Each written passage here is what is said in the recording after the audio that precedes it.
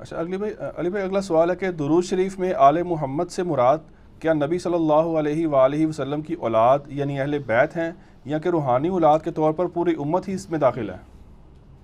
روحانی اولاد تو ہم ہیں، اس میں تو کوئی شک نہیں ہے۔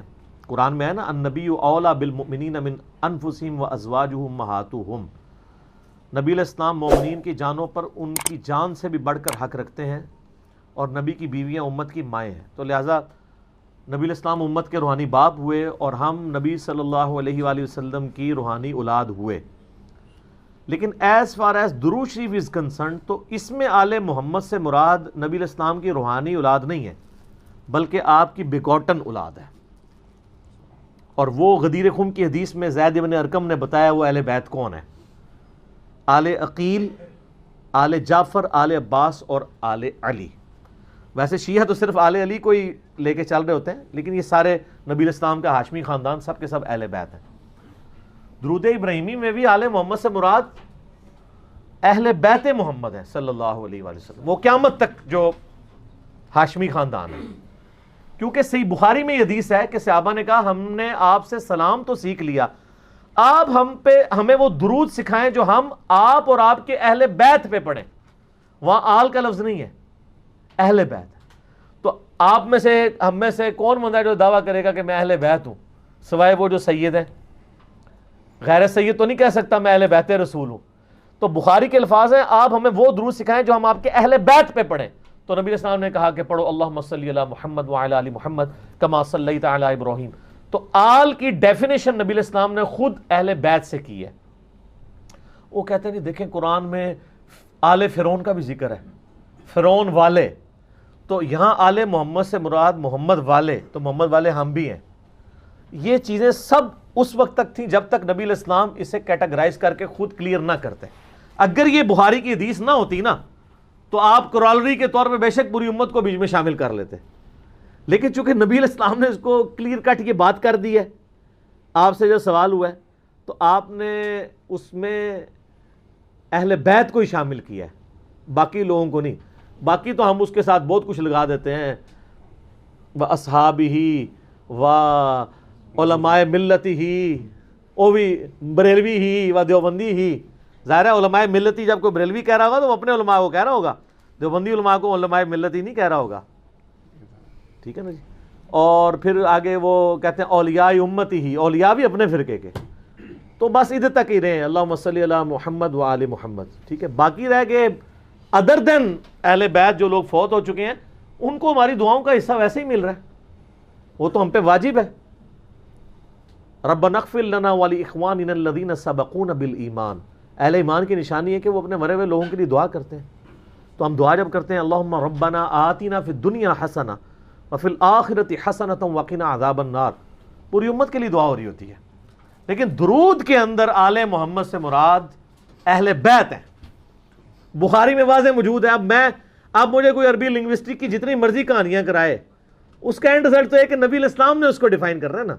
اس طریقے سے اگر آپ رزلٹ نکالنے شروع کریں گے، آپ جو مرضی نکالتے رہیں، عربی لنگوسٹک کے اوپر آپ جائیں گے تو پھر بہت معاملات خراب ہو جائیں گے۔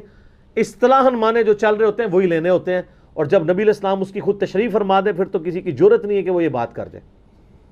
مثال کے طور پر اردو میں ہم شوربہ لفظ جو استعمال کرتے ہیں، فارسی کا لفظ ہے نا، اگر میں کہوں میں نے شوربے سے روٹی کھائی تو آپ سمجھ جائیں گے یا تو وہ چکن کا شوربہ ہوگا یا آلو مٹر کا شوربہ ہوگا، یہی سمجھیں گے نا۔ لیکن فارسی لنگوسٹک میں شوربے کا مطلب ہوتا ہے، لنگوسٹک میں اصطلاح میں یہی مطلب ہے فارسی میں بھی شوربے کا۔ شور کہتے ہیں نمک کو، با کہتے ہیں پانی کو، نمک والا پانی۔ تو آپ اگر میں کہوں میں شوربے سے روٹی کھائی تو آپ یہ کہیں گے کہ علی بھائی نے ایک کولی میں تھوڑا سا نمک لیا، اس میں پانی ڈال کے گھول کے کھائی، ایسے تو نہیں کہیں گے، کیونکہ اصطلاحاً اس کا مطلب کچھ اور ہے۔ یہی کھلواڑ غلام پرویز نے کیا ہے، اس نے قرآن کی اس کو لغت ہی لادہ لکھنی پڑ گئی، اسی لیے آپ کو پتا ہے اس نے اپنی لغت لادہ لکھی ہے۔ غلام پرویز کو منکرین حدیث کہنا، یہ اس کو آپ کلین چٹ دے رہے ہیں۔ ایک بندہ جو ہے وہ زکام کا مریض ہے اور ساتھ اسے بلڈ کینسر بھی ہے، تو آپ یہ کہیں گے کہ یہ زکام کا مریض ہے؟ آپ اس کی بڑی بیماری کا ذکر کریں گے جو جان لیوا ہے۔ غلام پرویز کی منکرین حدیث ہونا یہ چھوٹی بیماری ہے، وہ اصل میں منکر قرآن تھا. منکر حدیث بعد کی بات ہے، اس نے قرآن کی تعریف کی ہے، قرآن کے الفاظ اسی طریقے سے خود اپنا لقمہ ان کے منہ میں ڈالا ہے، اور جہاں جہاں پھر وہ چوری کرتا ہے تو پکڑا جاتا ہے. اگر میں آپ سے کہوں کہ جب سے میں نے بریانی کھائی ہے میرے سینے میں آگ لگی ہوئی ہے، تو میرا بچہ بھی اس آگ سے مراد فائر نہیں سمجھے گا جو لکڑی سے لگتی ہے، بلکہ اصطلاحاً معنی لے گا جلن. لیکن اگر آپ کہ نہیں جی وہ اردو کی ڈشی میں آگ کہتے ہیں جو لکڑیوں سے جلائی جاتی ہے، تو یہ اصل میں وہ والی آگ کا ذکر کر رہے تھے، آپ کو سمجھ نہیں آئی ہے، تو اس کے لیے پھر آپ کو زیادہ لغت لکھنی پڑے گی. یہی غلام پرویز نے کیا ہے قرآن کے ساتھ، اور سب سے بہتر رد ان کا کیا ہے جاوید احمد غامدی صاحب نے. فکر پرویز کی خرابی، یوٹیوب پہ ایک کلپ ہے 1989 کی ان کی ویڈیو ریکارڈ ہے، آلموسٹ آج سے 30 سال پہلے اس زمانے میں. تو اس میں انہوں نے اس طرح کی چیزیں ہائی لائٹ کی. تو اس طرح کی یعنی کھلواڑ نہیں الفاظ کے ساتھ کرنا چاہیے. آل محمد سے مراد وہی ہے جو نبی علیہ السلام نے خود ڈیفائن کر دیا. تو آپ اس میں اب جتنے لوگ منکرین نماز ہیں وہ بھی کہتے ہیں کہ جو قرآن میں ہے نماز قائم کرو، اس سے مراد نماز پڑھنا نہیں ہے، یہ اور ہی مطلب ہے. وہ اس طرح نہیں ہوتا. اس طرح کے الفاظ کو لے کے نبی علیہ السلام ہمارے ٹیچر بنا کے اس لیے بھیجے گئے ہیں کہ کوئی شخص اس میں کھلواڑ نہ کرنا شروع کر دے. آپ کچھ بھی کر سکتے ہیں، اور اس کی پریکٹیکل مثال آپ کے پولیٹیکل لیڈرز کے جب بیانات آتے ہیں تو کیسے چمچے اس کو ڈیفینڈ کرتے ہیں. پہلا وہ بیان کہتے ہیں کہ آپ نے ہمارا بیان سیاق و سباق سے ہٹا کے بیان کیا ہے. کہانی کہنے کا مطلب کہا وہی کچھ ہوتا ہے، لیکن اب اتنی جرت نہیں ہے کہ الفاظ واپس لیں. کوئی زیادہ دلیر ہوتا ہے وہ پھر اس کی تعویل کرتا ہے جی وہ اصل میں جیسے ہمارے پرائم منسٹر صاحب نے وہ یو ٹرن کی بات کی کہ وہ لیڈر ہی نہیں ہوتا جو یو ٹرن نہ لے. اب یہ انتہائی عجیب و غریب بات تھی اردو لنگوسٹک میں، یعنی یہ فضول بات ہے. لیکن وہ عارف الوی صاحب ہمارے جو پریزیڈنٹ ہیں، پڑھا لکھا بندہ ہے، وہ اس کی شرح بیان کر رہے ہیں. آگے سے شرح بیان ہی اس وقت کرنی پڑتی ہے جب کہانی غلط ہو جائے. نہیں وہ اصل میں وہ یہ نہیں، یہ کہنا چاہ رہے تھے، یہ نہیں، اس طرح. ٹھیک ہے. یو ٹرن کا مطلب یہ ہوتا ہے کہ آپ اپنے مقصد کو پیٹھ دکھا جائیں. اسٹریٹجی اڈاپٹ کرنے کو یو ٹرن نہیں کہتے.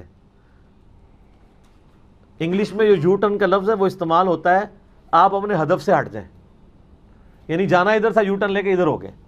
لیکن اگر کوئی گھوم گھما کے دوسرے راستے سے وہیں پہنچنے کی کوشش کرے اسے یو ٹرن نہیں کہا جاتا، چینج آف اسٹریٹجی کہا جاتا ہے. اور وہ ظاہر ایک لیڈر کی نشانی ہے.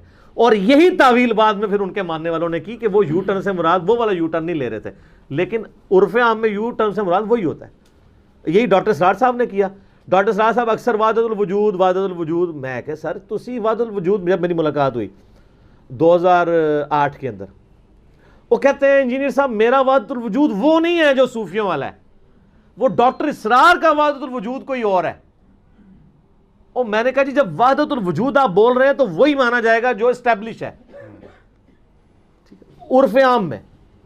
لہذا جو ٹرمز ایز اے ٹرمز استعمال ہو رہی ہوتی ہے نا، یا تو آپ جب بیان کریں تو اس کے لیے پھر کوئی اور ٹرم ڈیوائز کریں. جیسے میں نے دیکھیں اپنی ذاتی ٹرمز ڈیوائز کی ہیں. بابی، وہابی کے مقابلے پہ بابی کہ نہ میں وہابی نہ میں بابی، میں ہوں مسلم علمی کتابی، بابوں کا دفاع کرنے والا. اب میں نے کسی کی ٹرم تو چوری نہیں کی نا، بابی ایک ٹرم ڈیوائز کی ہے تو مجھے حق ہے. آپ نے اگر کوئی نیا کنسیپٹ دینا آپ اپنی ٹرم ڈیوائز کریں اور وہ پھر بتائیں. لیکن جب آپ وہی والی ٹرم یوز کریں گے پھر اس میں نقصان ہو جائے گا. ٹھیک ہے.